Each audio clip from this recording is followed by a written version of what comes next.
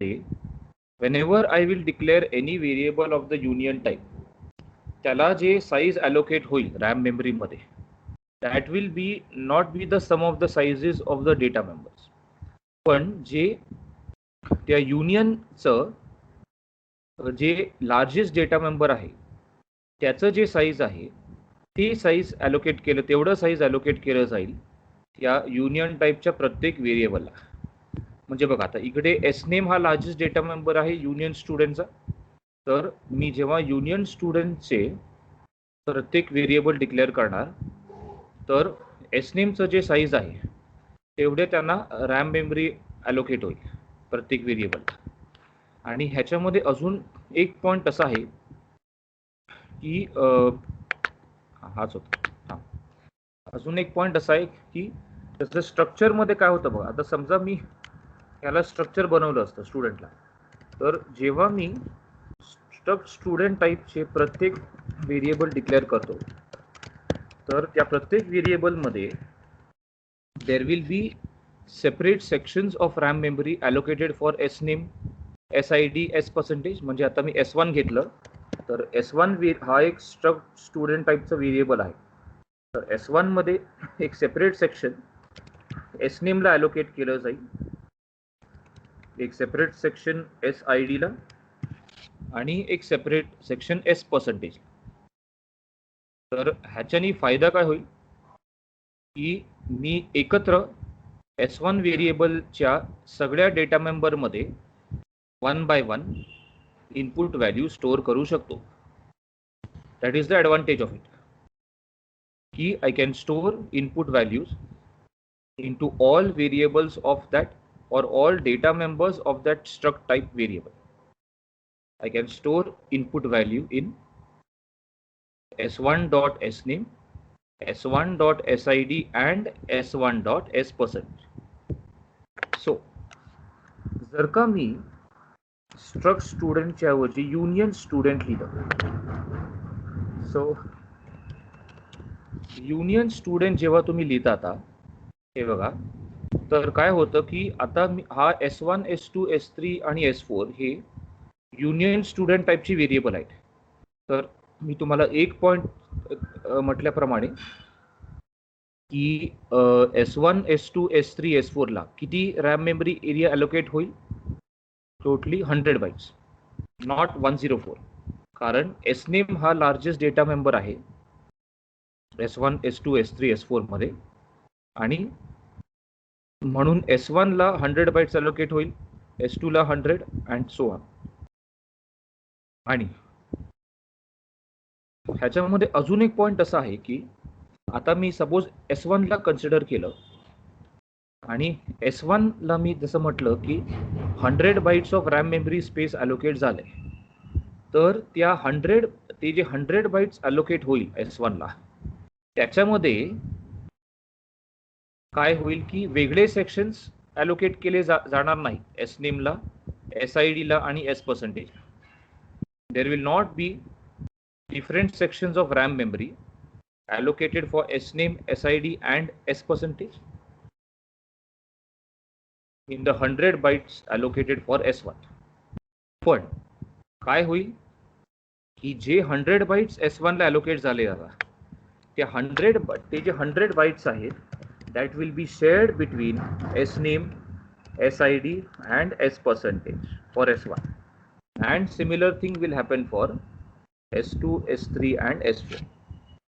So ह्याचा हे अर्थ झालं की मी सपोज मी एकत्र S1 व्हेरिएबलच्या सगळ्या डेटा मेंबर मध्ये इनपुट व्हॅल्यू घेऊ शकत नाही. You can store the input value in at the most one variable or one data member of that struct type at a time. म्हणजे आता बघा, समजा मी आधी S1.sname मध्ये इनपुट व्हॅल्यू घेतली, काहीतरी ABCDF असं असाइन केलं. S1.sid मध्ये मी व्हॅल्यू घेतली 5, S1.s पर्सेंटेज मध्ये मी व्हॅल्यू घेतली 80. तर काय होईल बघा की S1.sname ची व्हॅल्यू आहे ABCDF आधी मी S1 डॉट SNAME मध्ये व्हॅल्यू घेतली.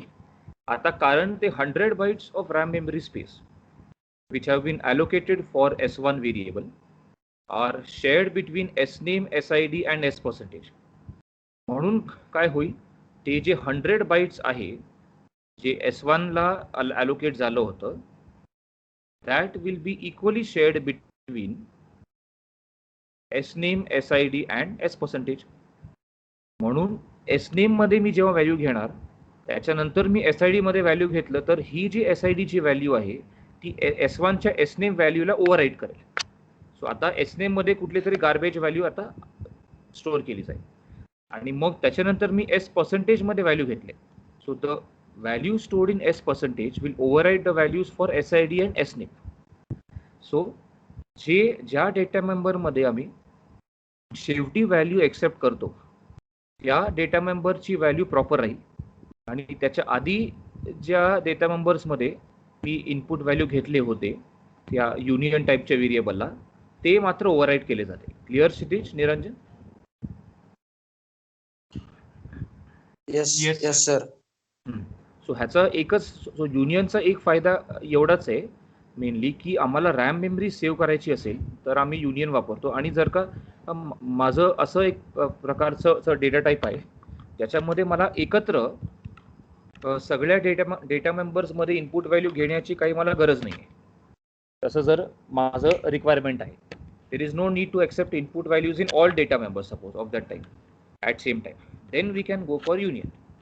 फॉर एक्झाम्पल बघा, आता मी स्टुडंटबद्दल बोललो तर स्टुडंटचं जर परफॉर्मन्स इव्हॅल्युएट करायचं असेल तर समजा त्या स्कूलनी एक नवीन रूल काढला आहे की स्टुडंटचा परफॉर्मन्स जो आहे यू कॅन इव्हॅल्युएट इट और जे स्टुडंटचं फायनल जे रिझल्ट कार्ड किंवा मार्क्स कार्ड प्रिंट होईल त्याच्यावर जे हे असेल म्हणजे परफॉर्मन्सचा जो मार्क असेल किंवा परफॉर्मन्सचं जे इव्हॅल्युएशन असेल ते आयदर ग्रेड वापरून केलं जाईल, म्हणजे आयदर त्यांचं ग्रेड डिस्प्ले होईल किंवा त्यांचं average aggregate percentage. So either this or दिस.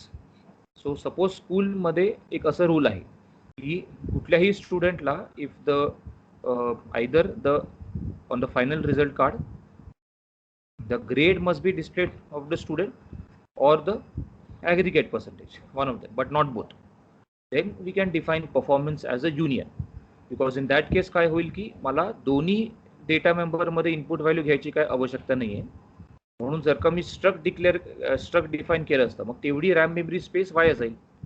म्हणून मी परफॉर्मन्सला ॲज अ युनियन म्हणून डिफाईन करणार. Okay, so I just so is it clear up till here Kshitij, Niranjan? हो sir. Is it clear Niranjan? Yes sir. Okay. हां, मला फक्त एकच, just give me 1 minute, just someone has come at the door. एकच मी थांबतो, ठीक आहे ना क्षितिज, निरंजन? Yes sir. हां, I will be back in 1. हो.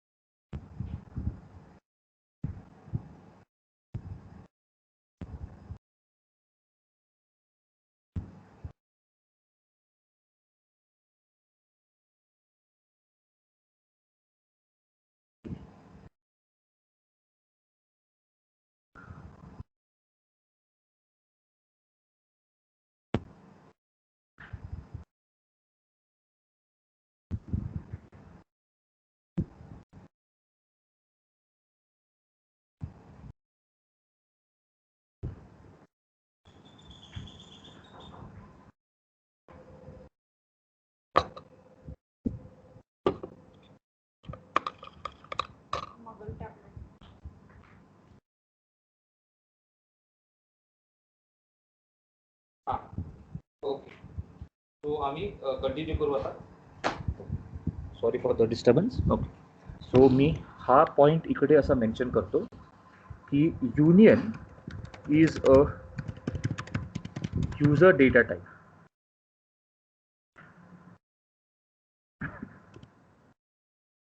Just like the struct type. Union is a keyword in C language. In case of the above union student, we have declared sname, SID and S percentage of the user data type defined as union student. Unlike a structure variable, when we declare a variable now of the union type, the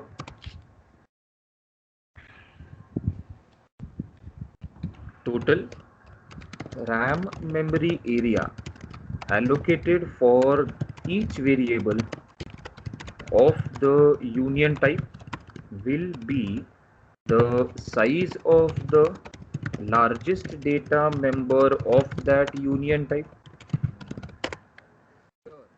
In the above union student definition, the largest data member of the union student is sname, having size 100 bytes. So for each of the four below variables S1, S2, S3 and S4,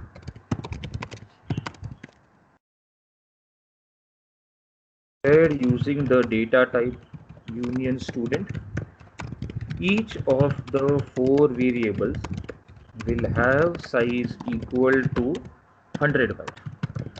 Also, in the 100 bytes of the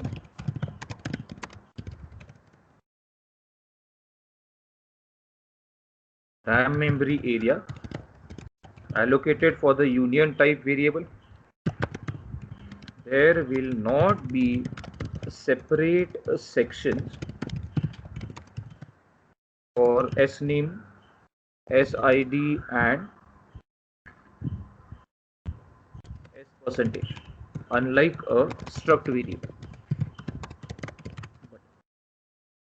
So 100 bytes of the RAM memory area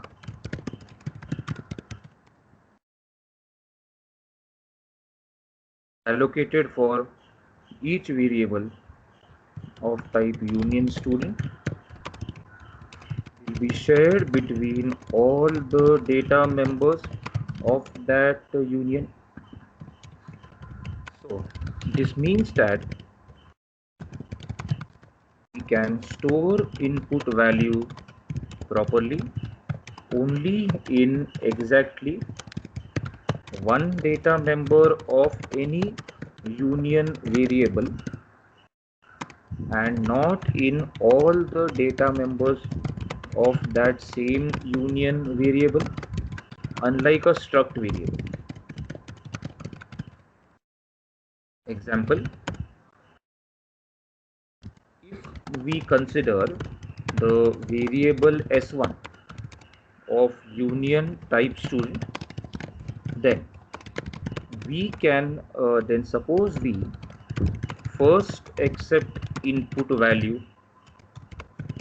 into data member sname, then into the data member SID, and then into data member S percentage for S1 variable of type union student. So because the input value was accepted at the last into the data member S percentage for S1, so the value for data member S percentage of S1 remains intact and will override the values of the data members sname and SID which were accepted prior to S percentage of S1. Is it clear now, Kshitij, Niranjan? Yes, sir. Yes, sir. Okay. तर मी इकडे एक नवीन file बनवतो. So I'll name it as program. I think this will be the 6th one now, .c. So हा शेवटचा programme आहे या टॉपिकचा. Okay.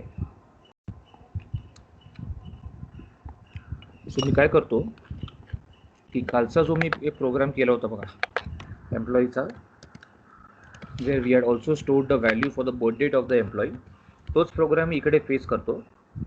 फक्त मी इकडे एक युनियन डिफाइन करतो या प्रोग्राममध्ये, आणि तो जो युनियन आहे त्याचं नाव मी परफॉर्मन्स म्हणून देतो. आता इकडे आम्ही काय करू की एम्प्लॉईचं परफॉर्मन्स समजा, एकच मिनिट.